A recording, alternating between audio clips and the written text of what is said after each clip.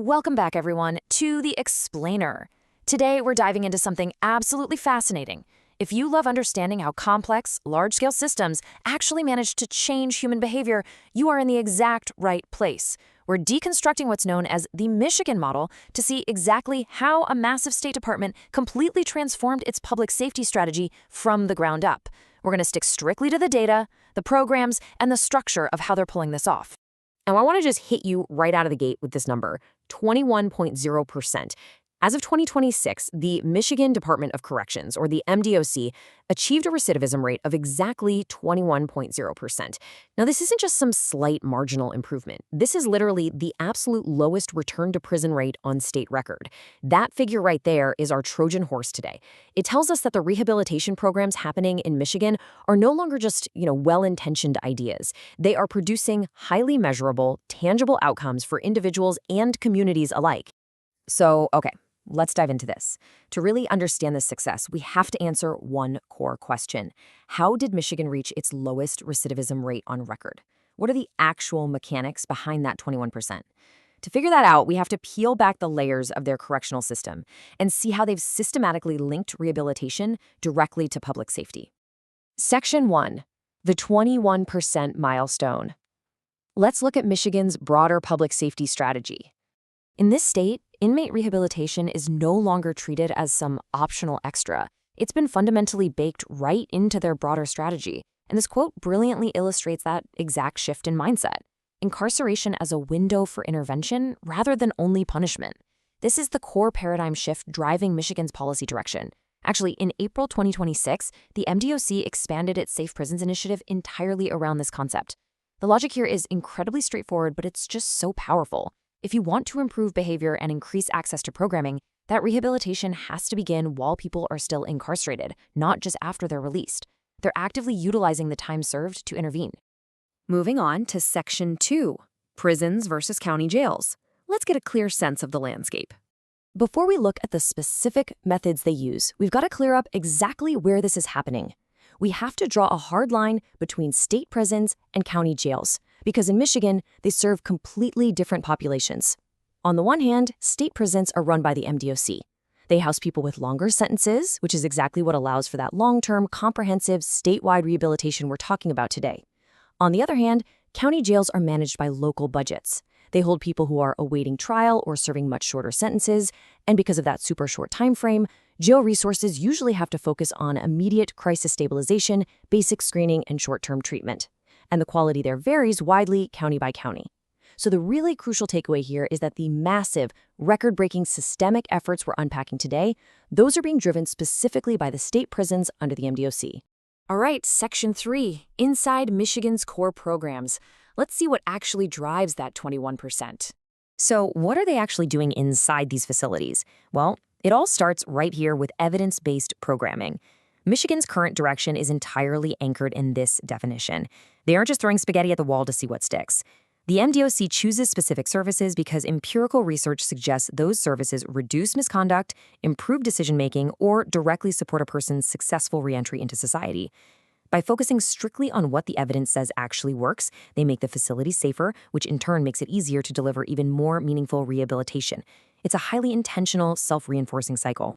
Let's see how this builds into their actual daily operations. These are the interconnected pillars of Michigan's rehabilitation model. Cognitive behavioral interventions help participants recognize harmful thinking patterns. Substance use treatment addresses addiction histories to cut down the risk of relapse. Violence prevention focuses on conflict resolution and impulse control, which obviously makes things safer both inside and outside the walls. Education and job training prepare individuals for the real-world workforce. And finally, reentry support tackles the immediate barriers to transitioning back to society. Notice how these aren't just random, disjointed classes. They form a highly structured approach to stabilizing behavior and equipping people with a very practical, usable plan. Which brings us to this truly surprising figure, 30,000. As of February 2026, the Michigan Department of Corrections reported that they had hit this number through a very specific, highly targeted program. That 30,000 represents the number of incarcerated individuals who were provided with government-issued photo IDs through the Returning Citizen Identification Program. Now, what's really fascinating here is how simple this seems on the surface, right? Just an ID card. But think about it for a second. Michigan's approach reflects a very gritty, practical reality. When people leave incarceration, they desperately need basic life stability. Without an ID, you literally cannot get a job, you cannot secure housing, and you cannot access necessary post-release services. So by tying their programming to these very concrete needs, they are brilliantly illustrating the power of tangible support. They're removing a massive, critical roadblock before the person even steps out the door. Section 4. Spotlight on Vocational Village. Let's look at next-level job training. If you want to see what happens when education and job training are taken to the absolute next level, look no further. Vocational Village is described by the MDOC as a first-of-its-kind skilled trades training program. In June of 2026, this program actually received national recognition for its innovative model. What they're doing here is equipping incarcerated men and women with highly marketable skills that directly align with Michigan's economy, an economy where manufacturing, skilled trades, and technical work are incredibly important. They're giving people a much clearer path to legal employment by building a robust work history before they are even released. It's a real game changer. Now, this right here is our big aha moment of the explainer. You can see the recidivism comparison for yourself. That first bar shows the recidivism rate for all general released individuals in Michigan, which hovers right around 22%. But look at the second bar. For graduates of the Vocational Village programs, the rate drops all the way down to roughly 12%. That gap is just massive. Now, we do have to note a quick caveat from the research.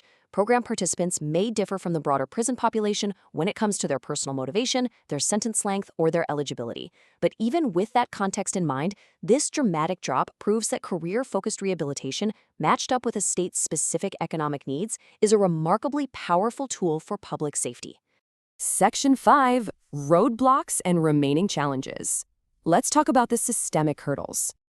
Look, no system of this magnitude operates without its hurdles, and these are the systemic bottlenecks the state is currently facing. First off, program access is not perfectly uniform. It can actually be quite uneven across different facilities. And because these programs are so incredibly valuable, there are long waitlists for openings. Furthermore, not everyone qualifies. Eligibility can be strictly limited based on a person's security level, where they're placed, or how long their sentence is. And on a purely operational level, staffing shortages, facility crowding, and security concerns can severely limit how much programming can actually be delivered. The MDOC absolutely acknowledges this, which is exactly why their 2026 focus heavily emphasized safety, staffing, and leadership development. They view solving these hurdles as a core part of the rehabilitation equation itself. And that brings us to the ultimate challenge, which we'll map out right here, the post-release reality. Overcoming recidivism is basically a multi-step equation. Step 1 is exactly what we've been talking about, completing evidence-based programming inside the prison. But Step 2 is the really hard transition, securing housing, employment, transportation, and healthcare on the outside. And Step 3 requires maintaining ongoing community support. The strongest programs out there combine accountability with this kind of concrete support, because success demands continuity. If Steps 2 and 3 are ignored, the progress made in Step 1 can easily just fall apart. Which leaves us with this final, incredibly important question to chew on. If rehabilitation is the key to public safety, what happens when it stops at the prison gates? Michigan's lowest on record 21% recidivism rate clearly shows us that treating incarceration as an active window for evidence-based intervention absolutely works. But it also proves that true public safety is an ongoing process. It requires relentless, concrete support that extends well into the community. Thank you so much for joining me to deconstruct this fascinating model today on The Explainer. Keep learning, keep asking great questions, and I will see you next time.